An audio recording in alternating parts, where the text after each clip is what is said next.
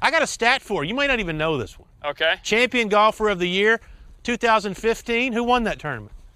Yours truly. Did I knew that one. I got that one right. Did you know you hit 25 straight fairways during that stretch at St. Andrews, which was the longest in the field? No, I had no idea. Well, that leads to this question. Yes.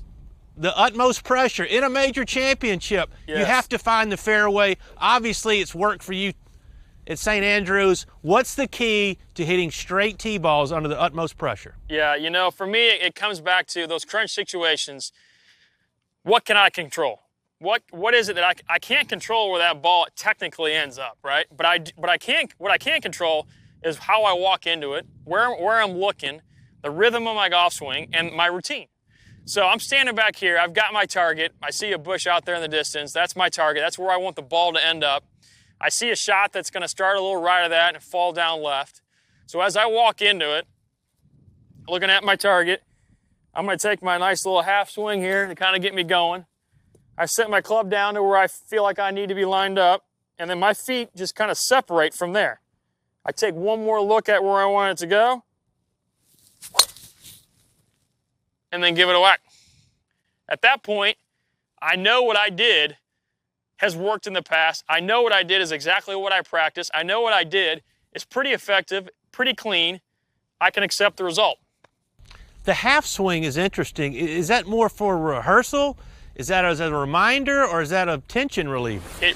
Probably all of the above. It's a way for me to not get stagnant. It's a way for me to not, just have too much of a pause. Some guys just like to go right into it. If I were to do anything other than that, I'd probably do like a Davis Love. He takes a big full swing right beside the ball, parallel to the ball. It's kind of like that, but it's just a nice little reminder to stay athletic, keep things moving, never really slowing down much, and just getting into it.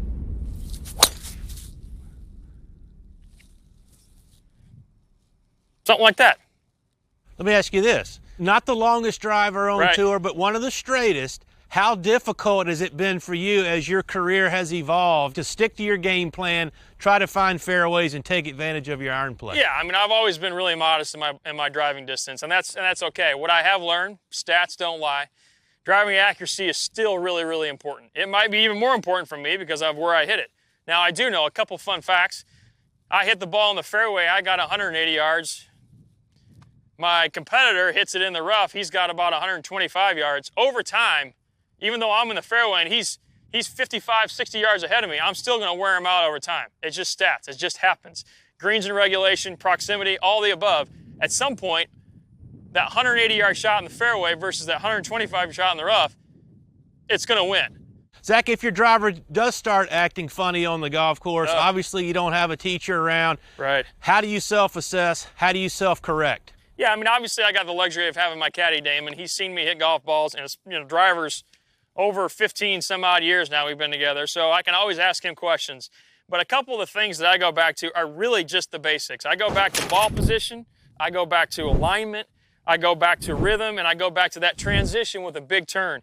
That would be my first key, is I kind of get into it again, take my 2 looks, get situated, take a big backswing.